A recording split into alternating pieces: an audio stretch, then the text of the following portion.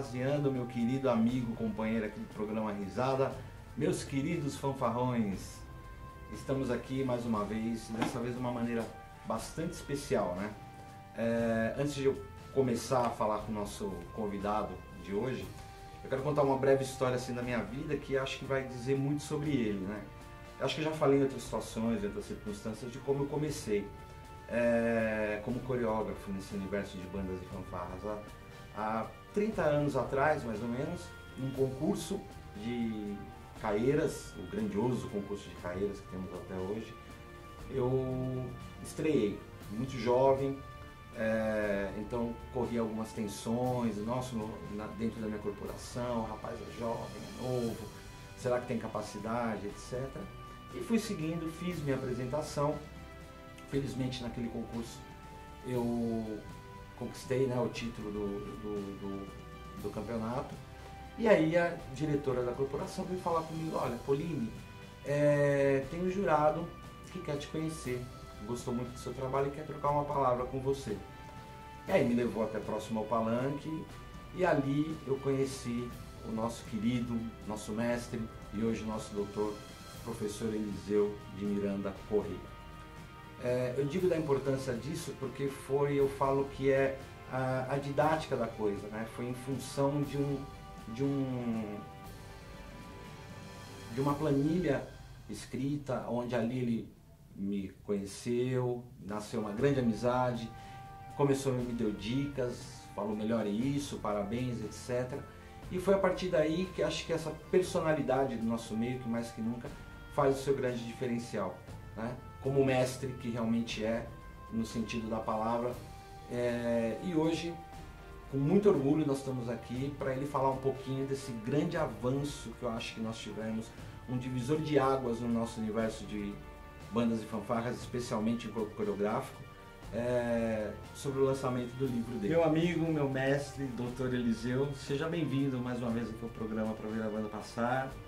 E vamos lá, vamos contar um pouquinho da história de como foi a concepção dessa grande obra aqui pra gente.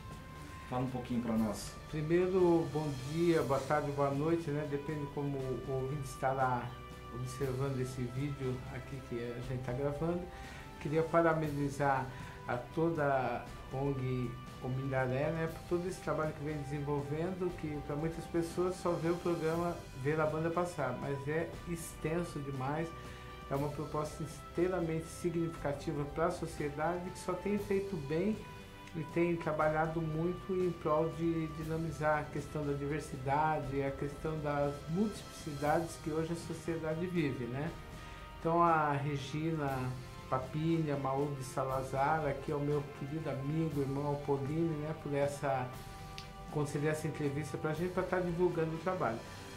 A questão do livro é fruto da tese de doutorado que a gente defendeu na PUC em 2016 e é um trabalho de pesquisa de uma vivência, né? Como o professor Francisco da Universidade do Piauí, ele diz, né, que é uma escrita de si, uma história de escrita de si, porque a história que contém no livro se confunde um pouco com a história da minha vida, né?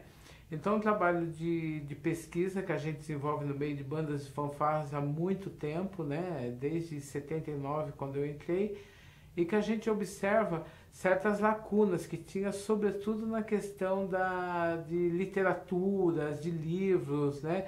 Ou melhor, no universo acadêmico. Até então era totalmente desconhecido essa questão de linha de frente de bandas e fanfarras, né? E os poucos trabalhos pontuados era de maneira superficial, em revistas, artigos assim, mas não de caráter tão aprofundado, né? Então, o mérito que eu tive na defesa foi justamente a originalidade do trabalho e ser inédito para a academia. Daí os 10 com louvor que a gente tirou lá no dia qual você estava, né? Eu estive presente, foi muito emocionante.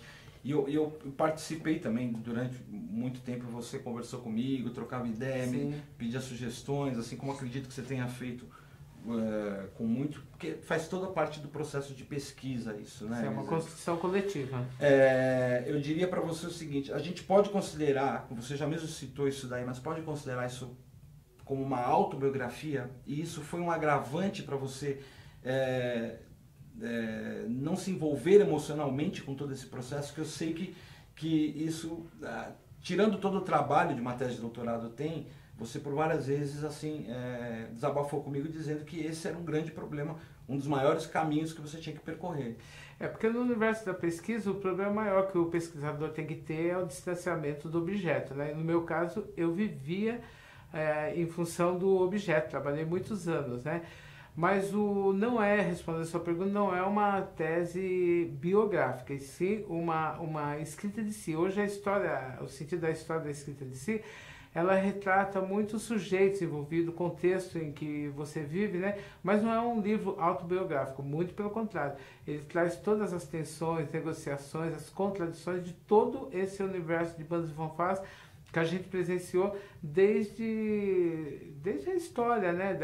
Do sentido de bandas e fanfarras, pegando o recorte de 1957, que foi o primeiro ano que se iniciou o concurso da Rádio Record. E 2000, quando foi essa intensificação do movimento norte-americano trazido pelo Colégio Progresso, né? Que hoje se banalizou, diga-se de passagem. E a gente, inclusive até continuando, a gente já vê no título do livro, né? Linha de frente das bandas marciais de São Paulo, uma história de tensões e negociações.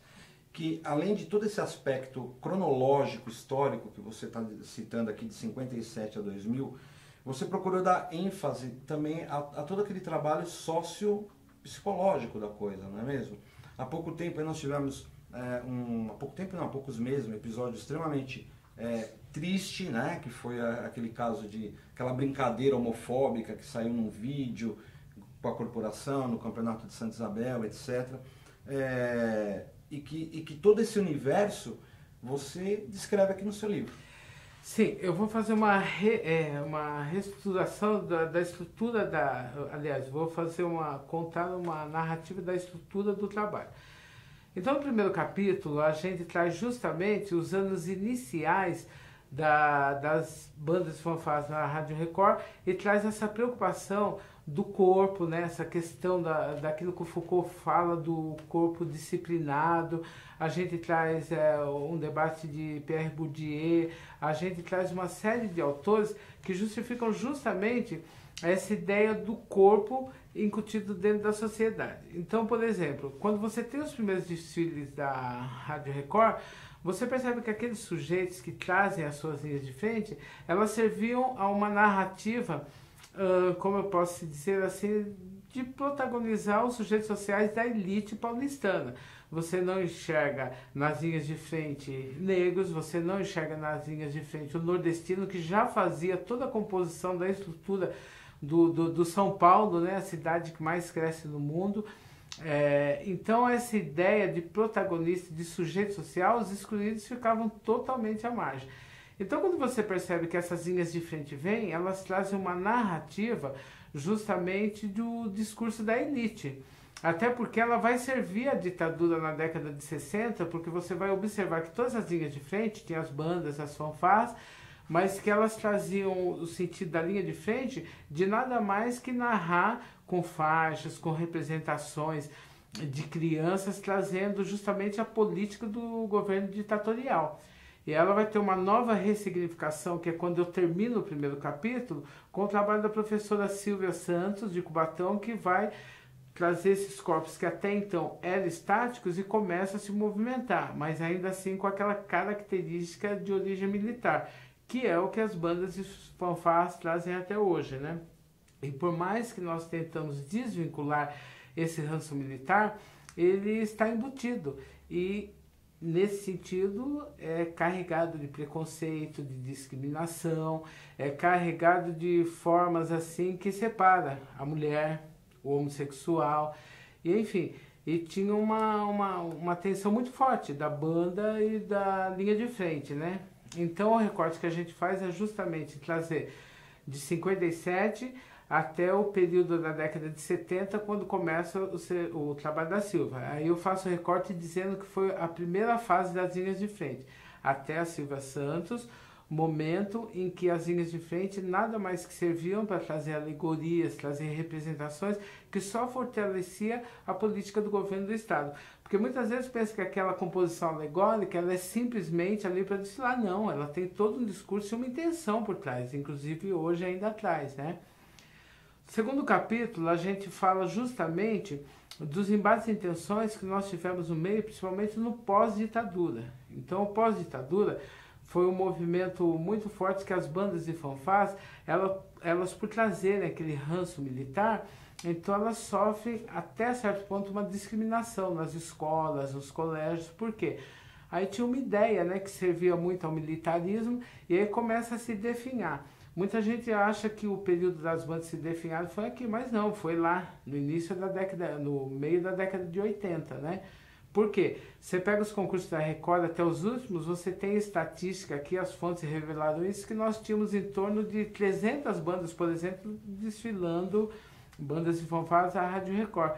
Quando a gente inicia ali do meio de 80, início de 90, você vê que cai muitos concursos, né? Mesmo os nacionais, que o famoso Maestro Ronaldo, qual saúde aqui, porque grande resquício do que sobrou ainda se deve a ele, ainda que tem muita crítica sobre a pessoa dele, mas ele foi o grande feitor de todas essas federações, associações que ainda sobrevivem, se deve a origem a ele.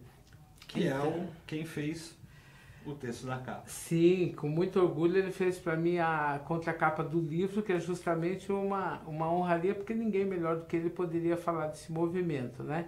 Nesse instante.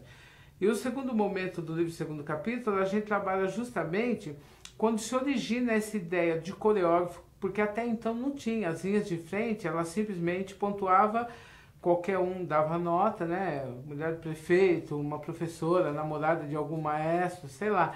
Mas não tinha um caráter técnico. Ali começa a surgir a ideia do coreógrafo, mas por quê? Foi justamente quando muda esse processo de ditadura. Então a gente pensou em fazer por Itacoaxetuba, que foi a pioneira nesse sentido, de fazer o trabalho cênico. Então o que foi esse trabalho cênico? Foi uma ideia de realizar, materializar a história da música ali na avenida, obviamente com todos os seus limites, porque não era um teatro, você não tinha um suporte técnico do teatro, mas tentava se passar a ideia da história da música. Mas para você fazer tudo isso, você teve que fazer toda uma questão do processo de criação. E esse processo de criação, o Feiger fala muito isso, que é justamente você dar uma nova leitura, dar uma nova interpretação, um novo sentido às coisas já existentes. Então, uma nova consciência de uma ideia que você vai ter, vai se ressignificar, mas com responsabilidade. E essa responsabilidade é você tratar todo um contexto social como a gente tentava tratar nas linhas de frente. Então, desmistificar aquela característica militar, mas tinha que ser marchado, porque o regulamento exigia isso. Então, nessa transição de marchas, de movimento, a gente passava com pequenos acessórios, figurinos, representação, que daria a ideia da música, né? Mas antes disso tudo, é interessante você falar que quando o Rui Barbosa faz o primeiro estatuto no pós-república, do sentido do regulamento do regimento interno das escolas públicas, então você tinha para os meninos exercícios militares no currículo e para as meninas ginástica. E até nós chegarmos ali aproximadamente a década de 10 do século passado, você vai observar que esses exercícios militares eles vão ser proibidos para os meninos logo no pós-guerra, porque eram muitos, como que eu posso dizer, eram muito sacrifício, eram muito tipo trote, né? Era praticamente uma tropa militar. E aí vão criar-se os batalhões infantis para suprir isso nos colégios, né? Que eram réplicas, simulacros de corporações. Também vai ter o escotismo. É dessa ideia do escotismo e dos batalhões infantis que eu atribuo muito esse surgimento das bandas de fanfarras que tinham que acompanhar, fazer o som, as fanfarras, para esses batalhões desfilar. Então eu acredito que lá na Record, né, que vai passar coisa de 20, 30 anos, aqueles instrutores foram muito oriundos disso. Então trazia essa ideia do militar.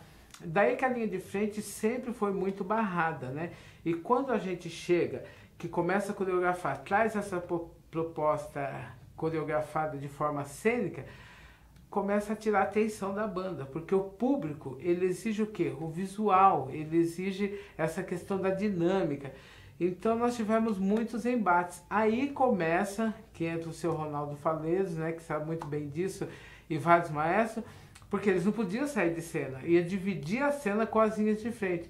E nesse momento, para interpretar determinados papéis, nós precisávamos de homem, porque até então só tinha mulher. Então a parte fraca do composição social, que era a mulher, servia a linha de frente. A parte forte, o sexo forte, servia a parte musical. Então sempre discriminatória, sempre de uma forma de discriminar a linha de frente. Quando entra para fazer a parte cênica, que precisou de determinados papéis de homem, teve o ingresso de homossexuais, até então não tinha. E aí começam embates. Então muitas vezes os discursos eram, não, que a linha de frente está exagerando muito, não, mas era a relação de forças, de preconceito mesmo, né? Então quando o Pauline traz essa questão da fala, lá do concurso, da gozação, que teve um áudio que vazou, isso não é novo, e acontece agora. Por exemplo, eu tenho vários amigos, maestros, né, que qualquer situação minha de universidade, tal, que o público todo mundo curte, é amigo. Por exemplo, o livro, de cara você vê que foram poucos maestros, não que tenham obrigação de curtir, mas já é um indício, já revela ali do não curtir um livro de linha de frente. Por quê? É discriminatório. Eles discriminam. Se fosse de música, com certeza todo mundo ia curtir, porque como amigo pessoal, todo mundo curte tudo que a gente passa. Então você vê que revela aí, essa questão é evidente, entendeu?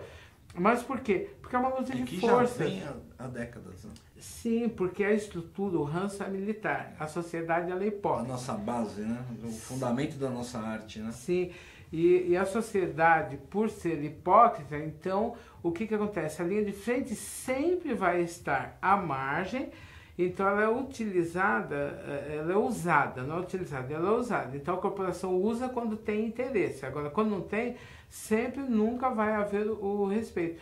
E esses embates, por isso que o termo é tensões, negociações, porque eu fui ali, praticamente, você sabe disso, de bater de frente mesmo. Então, todas as conquistas, quando eu fui solicitado a mim pelo Maestro Ronaldo e a Solange D'Ártora, de Caieiras, que fizéssemos parte da comissão de representantes em 91, eu para falar de linha de frente, escrever, fazer o primeiro regulamento, você vê que eu tive que negociar. Então eu tive que, nas brechas, na hora de aprovar as matérias, eu deixar os espaços para a linha de frente, porque senão até hoje nós não teríamos regulamento nenhum. E então, que é um regulamento que perdura até hoje, né? Sim. A base, você troca uma ou outra itemzinho, mas a base é esse regulamento que perdura até hoje. Sim, e ali a gente deixou brecha para quantidade. Então quando eles colocavam diminuir a quantidade, o que eles queriam trazer não era por causa de ônibus, que a desculpa é o ônibus que está caro, não, é porque o brilho, eles iam apagando, eles iam podando de todas as formas a espetacularização da linha de frente, a ponto que proibiu o cênico. Então nós tivemos que desdobrar, e você lembra bem disso, Pauline, que ali que eu falo, que a grande habilidade dos melhores coreógrafos saiu dali, quando encerra-se o cênico em 90, e nós somos obrigados a trabalhar com eu falo a segunda fase do cênico, e começa a terceira fase, que era o marcial cênico, ou seja, era totalmente marchada, não poderia sair de forma alguma, porque quando era só cênica, a gente envolvia passos de dança, a gente envolvia cenários, a gente envolvia múltiplas linguagens, daí a riqueza do trabalho. Então quando você fala do processo de criação, é justamente isso. Você já tem um conhecimento, você trabalhar tudo isso, dá um novo significado, mas de uma forma de linguagem artística. Então, é essa questão da estética que o Feiga fala muito, né? De dar um novo sentido, uma nova conscientização com responsabilidade, o que muitos, às vezes, não conseguem interpretar, essa ideia da responsabilidade. Então, quando nós começamos a terceira fase em 91, justamente foi o marcial cênico. Mas por que teve isso? Ah, não, muita aberração, isso e aquilo. Mas foi um movimento de maestros que eu chamo de retrógrados, né? Porque eles não davam espaço para as linhas de frente, mas que eu estando lá militando, obviamente que a gente deixou uma série de brechas. Mas, por um outro lado, foi muito bom que a pessoa tinha que ser muito criativa, porque ela já tinha um contexto, ela tinha que ressignificar, dar um novo sentido, criar uma linguagem para poder ganhar os concursos. E aí todo mundo teve que trabalhar muito. Então é aquele processo justamente da produção, do processo criativo. Então a saturação é todo aquele conhecimento, a pesquisa, etc. e tal. É um momento de produção, segundo momento, que todo mundo tinha que batalhar, arregaçar as mangas, dar a cara a bater, então tinha que errar muito, porque se você não errar, fica difícil acontecer tudo isso. Então são experiência, é muito empírica, muito experimental. E o terceiro momento, que é justamente a liberação, que é aquele momento que flui e que você vai pôr à prova a crítica, né? Que é essa a pior parte. Por quê? A formação dentro de bandas e fanfarras, você não tem o processo crítico formado. Ou é o crítico destrutivo por despeito daquele que não consegue fazer, ou é o processo crítico assim de muita má formação, porque a maioria são poucos os que têm formações acadêmicas, dos que têm vivência, que podem ter autonomia e falar de uma maneira crítica fundamentada, sempre pelo senso comum ou pelo achismo. Então aí fica difícil você pôr à prova qualquer avaliação. E nesse sentido a gente termina o segundo capítulo com o movimento termino cênico, aí vem o estilo marcial cênico, né? E aí vem o movimento do Colégio Progresso. O Colégio Progresso traz uma leitura das bandas americanas, do marching band, e começa a adaptar nas linhas de frente. Quer dizer, então se a gente pensar ali na ideia da indústria cultural da década de 70, que eu falo muito isso no livro também, trazendo a leitura do Renato Ortiz, você vai ver que ela é uma série, né? É uma produção em série, e geralmente a ideia, inclusive da Record, quando faz o programa Bandas de Todo o Brasil, era de momentos de distração fazer com que a população ouvisse. Então dava aquela sensação de bem-estar, dava aquela sensação de tudo bonito, mas tinha um monte de coisas erradas por trás. E isso também a gente traz essa ideia da indústria cultural no livro. O que você vai reportar, eu estou trazendo isso para falar dos anos 2000, que é o que hoje as linhas de frente faz. Então, é aquela série, né, a aula também, que o Walter Benjamin fala muito isso, né, justamente o esgotamento da aula, da obra de arte, essa reprodutibilidade em série, né? Então não tem essência. Então a gente termina o segundo capítulo justamente falando, Pauline, desse período, né, que tem essa manifestação, mas que também tinha por trás essa ideia de um trabalho contemporâneo aqui do meu amigo Pauline, que trazia paralelo ao progresso e que tinha vários embates quando a gente ia julgar, porque eram dois trabalhos, um de estruturação norte-americano, uma técnica, não resta dúvida, muito bonito, espetáculo, é imagético, né? Então todo mundo vibrava. E outro com uma leitura que trabalhava a questão do corpo, trabalhava a questão do espaço, trabalhava a questão de locar o sujeito social no espaço e no contexto, né? Mas não de uma forma militarizada. Ainda que o Pauline trazia muito nos figurinos a ideia também militar. Mas enfim, a composição era totalmente diferenciada, então os concursos, os resultados variavam muito. Então eu recorto o ano 2000 em função do trabalho do Colégio Progresso, que eu chamo de quarta fase, e que não teve mais nada depois disso, né? Infelizmente, a gente vê aí uma série de tentativas de chegar a fazer aquele trabalho do Colégio Progresso, mas infelizmente é tudo ao caos ali, sem trabalho nenhum. O terceiro... Não te cortando, você acha que isso que acontece na realidade é porque a coisa está muito fácil, Eliseu? As pessoas não têm...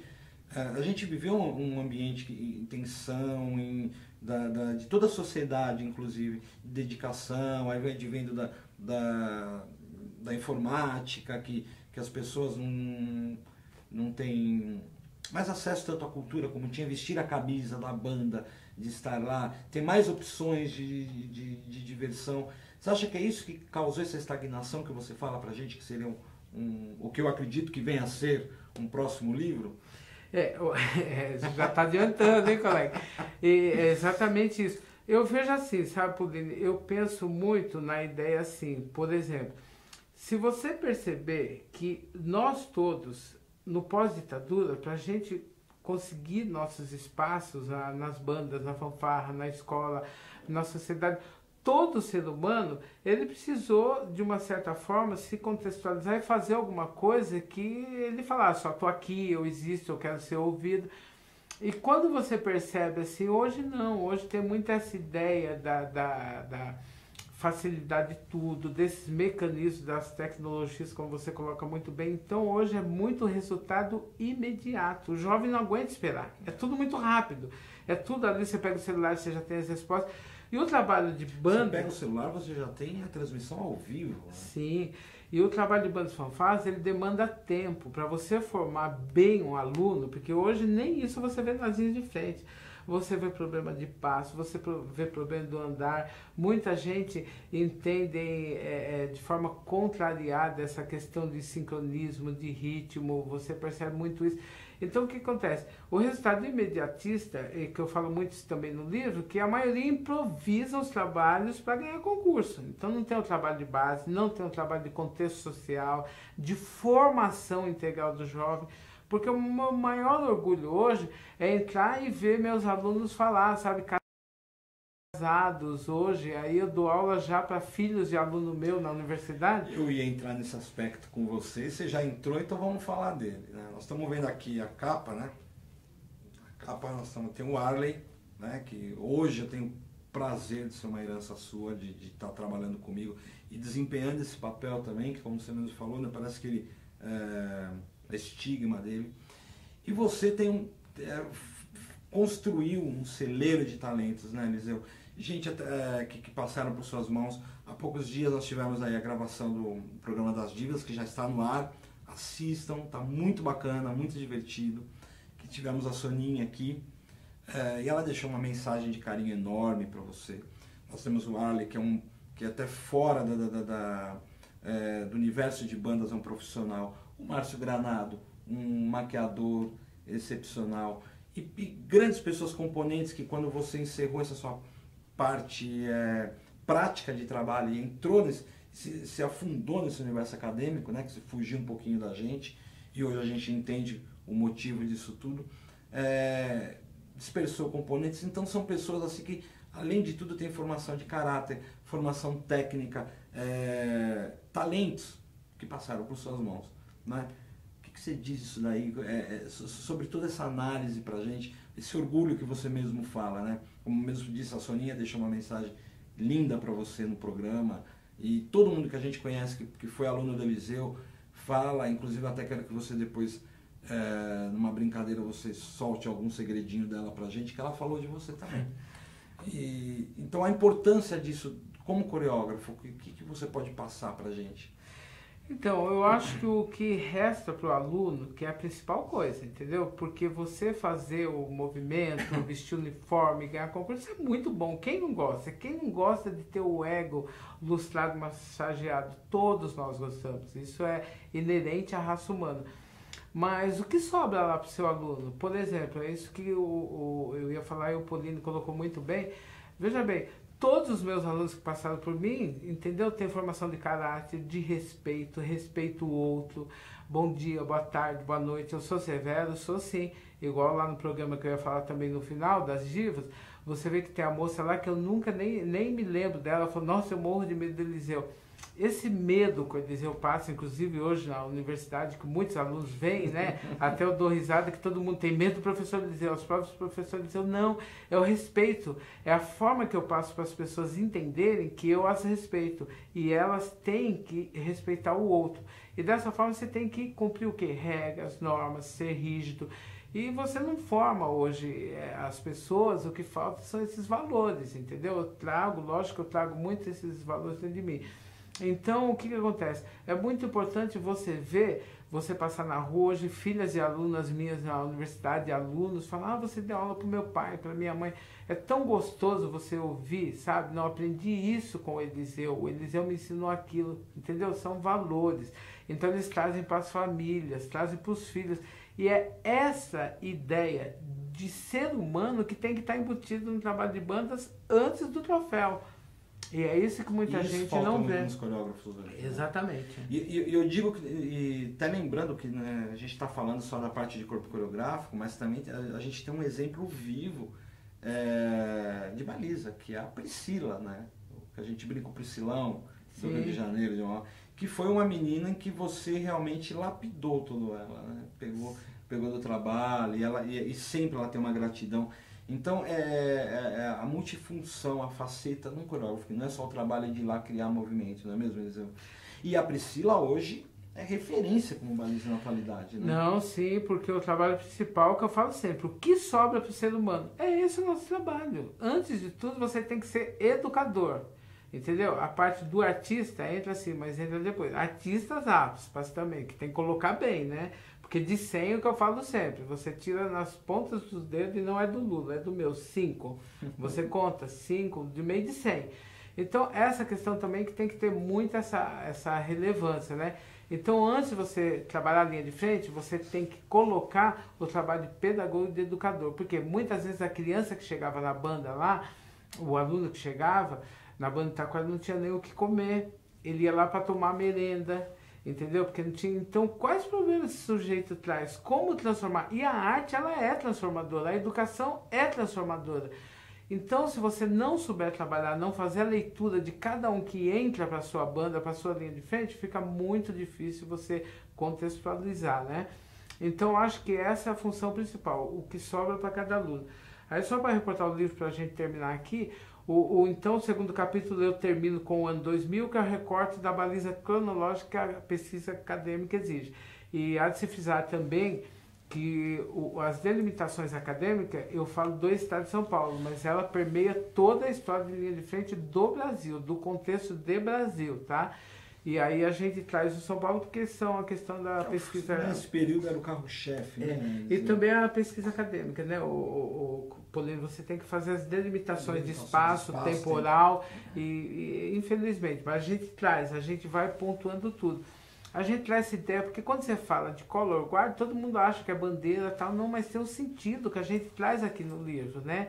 Que durante aquelas grandes batalhas, aquelas que os homens têm ideia de uniforme para se identificar, para um matar o outro, então quando traz as bandeiras, era uma forma de marco sinalizador que diferenciava as tropas, então ia todo mundo correndo, levantava a bandeira, sabia que o grupo dele estava ali, que o outro grupo estava ali, então é uma forma de identificar. Aí tinha a ideia de roubar as bandeiras do inimigo para poder vencer a guerra.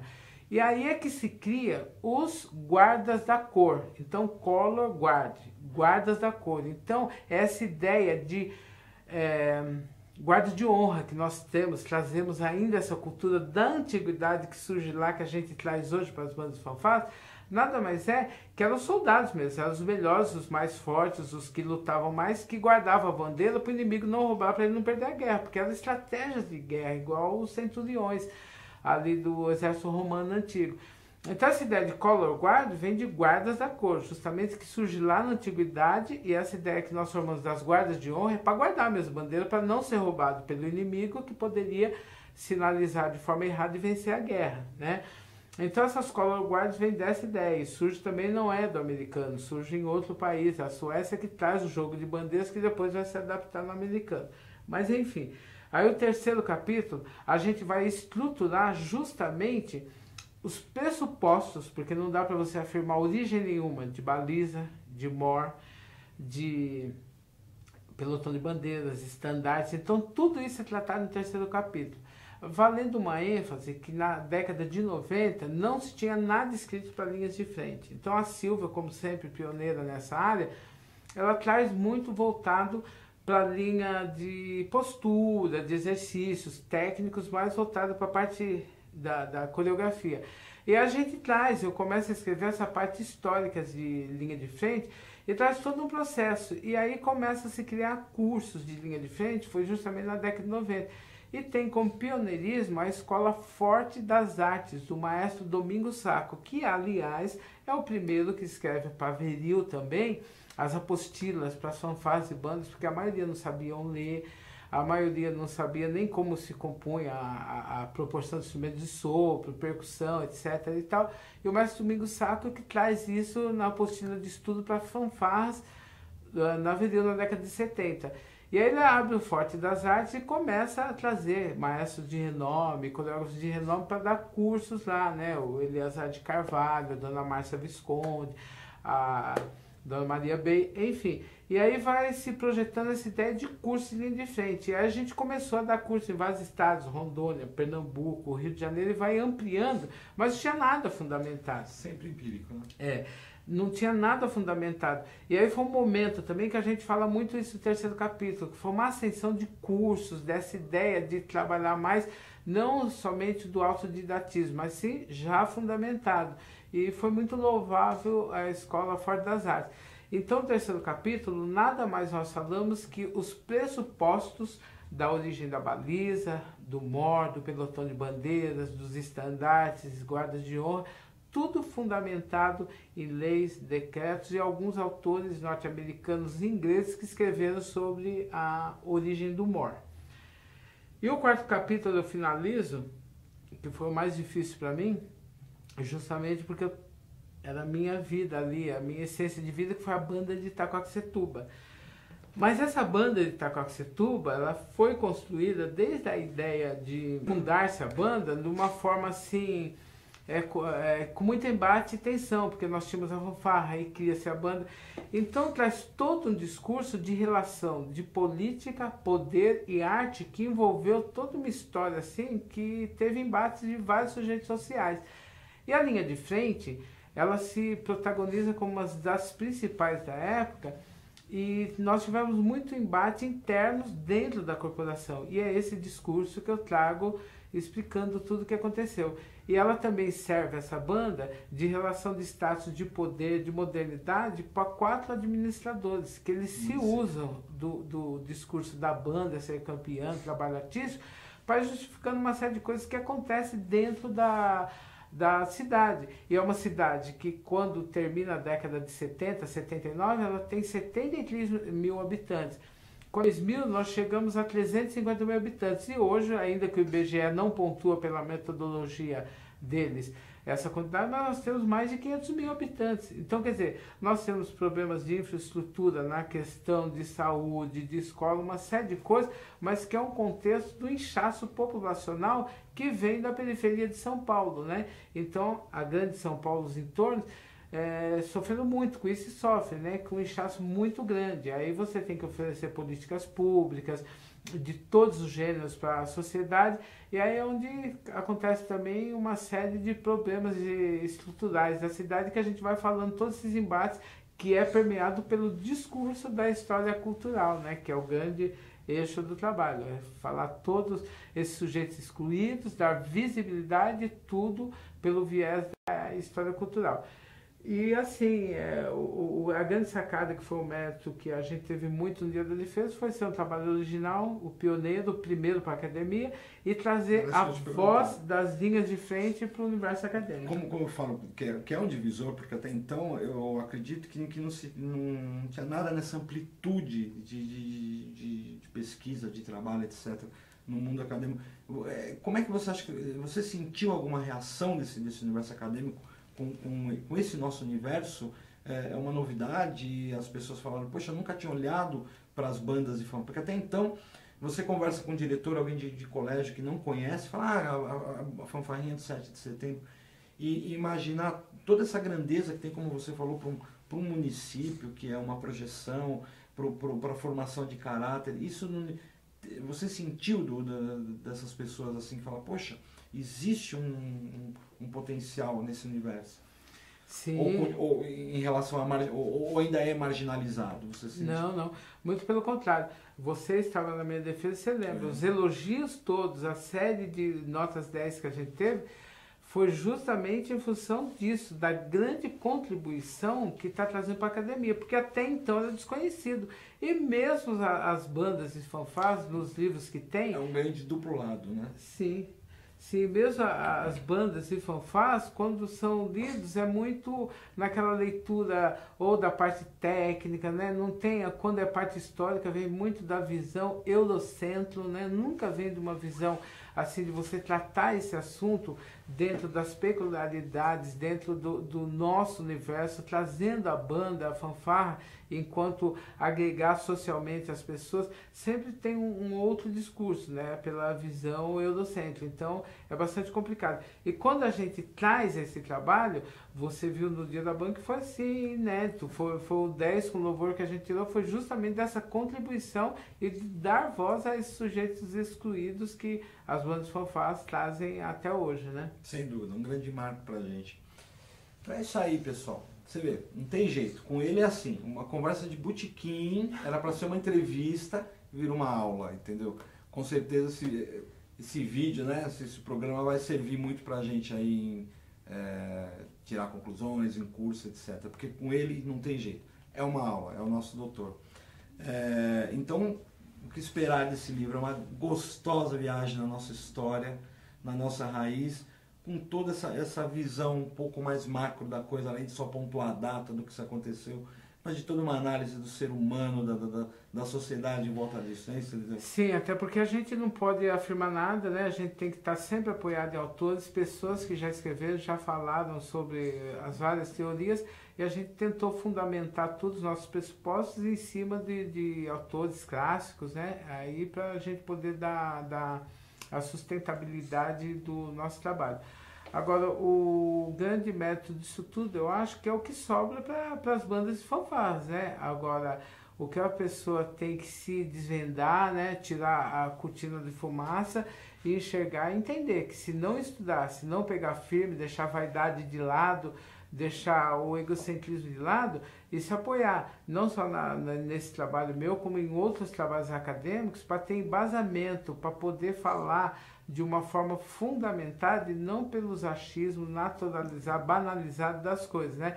É isso que está precisando, porque ano a ano a gente vê que está se fundando, está se findando. Sim. As linhas de frente, as bandas de fanfarras também estão perdendo muito espaço, é justamente em função disso, do não estudo, né? Do não...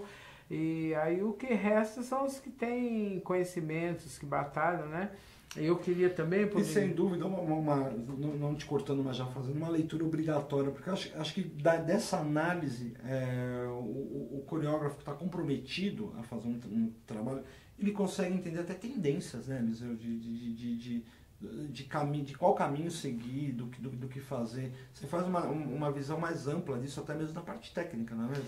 Sim, até porque você não tem como prosseguir, como inovar, se você não entender a questão de tudo como começou, não é? Como começou, como aconteceu, não é? Sim. Isso? Porque aqui tem uns embates, aqui, acredito que você...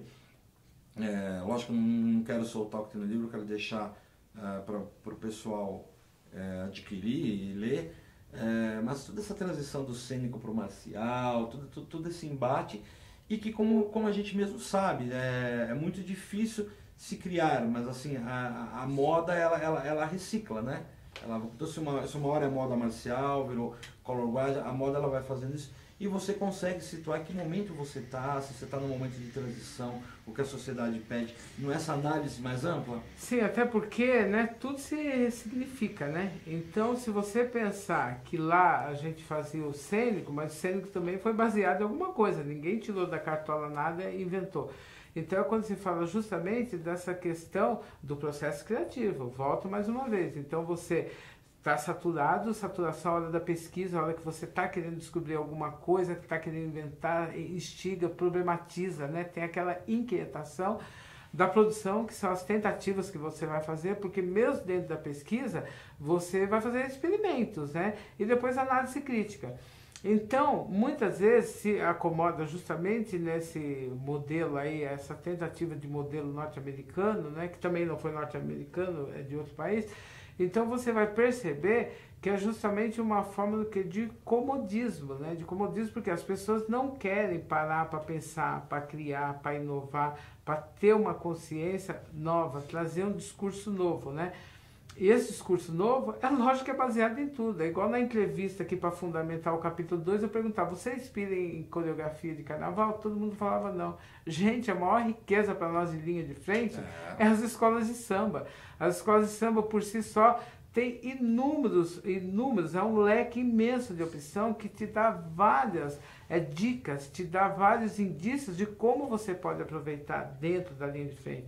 Motivos folclóricos, nossa, tem tantas danças bonitas folclóricas que te dá subsídio. Então, é se livrar do preconceito artístico, enxergar que a linha de frente vai além do que está sendo visto, né? Porque hoje banalizou tudo, e a luta pelo seu espaço, porque hoje é esse comodismo que as pessoas não precisam mais lutar, porque lá atrás tiveram pessoas que derramaram suor, sangue, lágrimas e lutaram pelo seu espaço. Então hoje não precisa mais, aspas que não precisa, porque vai continuar se apresentando fora das tendas, porque as tendas é para os músicos e não para as linhas de frente. Vai se continuar à mercê de ficar o que sobra de vaga no ônibus para você levar sua bandeirinha e girar. Então pensa bem nisso, lute pelo seu espaço, lute pelo seu direito. Muitas vezes aí, até mesmo de dirigentes de corporação que sempre te coloca à margem, porque você só é principal para você levar a bandeira do Brasil, senão desclassifica o corpo musical e estandarte, só isso. Então pensa bem nisso, e não fica ali no solzão de 40 graus, desfilando ali à margem do público, e que hoje se colocam tendas, né, e para os músicos, porque você, ser humano, é tão igual quanto, tá bom? E aqui eu quero deixar um recado, Pauline, que no dia 9 do 11 a gente vai estar fazendo lá em Itacoaxetuba o lançamento, porque é lá que eu dou aula, lá que eu tenho meus alunos, minha profissão principal dentro da prefeitura. Eu convido todas as pessoas do universo de bandas e fanfarras para irem estar lá prestigiando, né, adquirindo seu livro, porque vai ser muito importante para o movimento. Mas quem quiser já adquirir também já está com venda online, não está? Isso, tem. Você coloca o link, vamos colocar o link aqui embaixo. E pelo e-mail também, pode mandar pelo e-mail, né, pelo meu e-mail, aí eu passo todas as dicas lá, que é eliseu.com.c@uol.com.br. Eu queria também falar aqui, Pauline... E agora, suas considerações finais, os agradecimentos às pessoas que participaram disso, é muito importante. Então, a construção coletiva aqui do livro, eu sempre falo, é uma construção coletiva, porque ali, quando você tem a fala, por exemplo, você citou do Márcio Granado, né? Um militante, uma pessoa que quando ele entrou na banda, de braços abertos, né, sofria muito a questão do preconceito contra a pessoa dele por ser homossexual, e hoje ele simplesmente, o cabeleireiro da Ana Maria Braga, foi da Hebe Camargo, da Simone, de uma série de pessoas, o Franco, uma pessoa maravilhosa que ele faz aqui, fala como que foi a aceitação dele na banda, o Arley e todos os outros, a Soninha, fantástica, né? Até eu vou devolver aqui, fazer o trocadilho, quando ela fala que eu não aceitei, e realmente, Soninha, eu não aceitei, porque eu tinha aquela visão ainda reduzida, pequena, que linha de frente, era só as moças de pernas bonitas, altas, como foi o começo.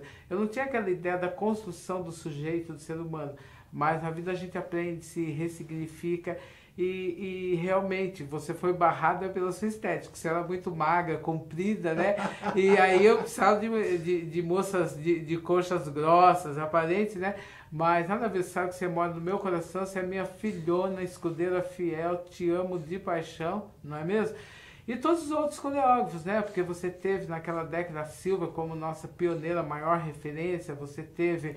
no processo de cênico marcial, o Colégio Paralelo, com o Gilson Kinderman, que quando eles saem de Fanfarra com Pisto e vão ser a banda marcial, foi um dos principais concorrentes. Você tem o Sérgio Herrera, saudoso, que contribuiu inumeravelmente para as bandas de fanfarras. Você tem o Alexandre Prolini, que está aqui na ativa, o Alemão, que tem uma construção imensa também, tanto é que depois do Alemão você teve Silva, você teve Eliseu e teve a tendência do Alemão, depois você não teve mais. Então, você olhar, todo mundo só copiou essas tendências. Então, o que falta? É justamente renovar e você trazer coisas que possam contribuir. Agora, esse movimento não dá para você fazer? Lógico que dá, você pode ressignificar. Porque nós devemos pensar bem o que o Stuart Hall fala muito, deslocamento de identidade. Então você pode trabalhar essa questão do movimento norte-americano, mas você trabalhando também em função dentro da nossa arte maior, que é a linha de frente, e dentro dos nossos padrões de identidade, né? Isso não quer dizer que é uma coisa fixa, porque ela se movimenta o tempo inteiro. Hoje nós estamos aqui numa condição, ali estamos na outra, e você muda, porque é esse processo de transformação que move o mundo, que move o ser humano. Pensou uma coisa estática, né? Seria difícil. Então, queria agradecer mais uma vez o espaço, parabenizar o Alexandre Polini aqui, que a gente está acompanhando os debates, as colocações aqui no programa, que isso é muito importante, só venha contribuir.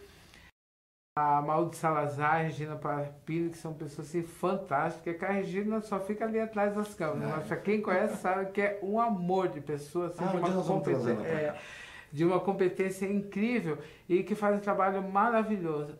Se todos fossem iguais a vocês, o mundo seria diferente. Muito obrigado e parabenizar aqui também o Greibson pela grande contribuição cultural, né, que foi fundamental na etapa final da pesquisa. A CAPES, né, que se não fosse a Bolsa de Estudo, eu também seria mais um dos excluídos, porque eu não tinha dinheiro para pagar um mestrado de quase 4 mil numa PUC, um doutorado, né? Então foi graças à Bolsa de Pesquisa. A minha orientadora, a professora doutora Ivone Dias, né, que trabalhou magnificamente na construção desse trabalho. Aos membros da banca, o professor Francisco, doutor da Universidade Federal do Piauí, coordenador do programa de História do Brasileiro. A professora Helenice Guimarães, doutora da Escola Nacional de Belas Artes, que também me acompanhou desde o tempo que a gente dava nota na Liesa, lá no Carnaval do Rio de Janeiro, e esteve acompanhando toda a minha pesquisa, e agora eu estou indo para o pós-doc, fazendo com ela, sendo supervisionado por ela na Escola Nacional de Belas Artes, agora no início do ano que vem, e queria agradecer a todos os coreógrafos, sujeitos sociais de bandas e fanfarras, porque com cada um a gente aprende no dia a dia, cada um é uma construção coletiva. O trabalho registra Eliseu, mas é uma contribuição de cada um, porque cada sujeito foi fundamental para a construção dessa história de vida aqui, dessa história das bandas e fanfarras. Muito obrigado. É isso aí. Doutor Eliseu, obrigado pela sua contribuição. Parabéns pelo seu trabalho. Como eu falei, eu pude ver os bastidores, apesar que você ficou recluso, né, nesse período todo de pesquisa, se afastou bastante de amigos, etc. Eu quero mandar um beijo para a dona Amélia, que tenho certeza que foi ela, que é a pessoa o anjinho que mais do lado teve de você, que ela já é uma graciosa, a mãe do Eliseu, né, que a gente tem, que acho que deve ter te dado muito cafezinho, muito lanchinho nesse período. Um beijo enorme para a dona Amélia, que a gente não pode esquecer que a família é o fundamento, né? Se você tem, tenho certeza que você tem uma família linda.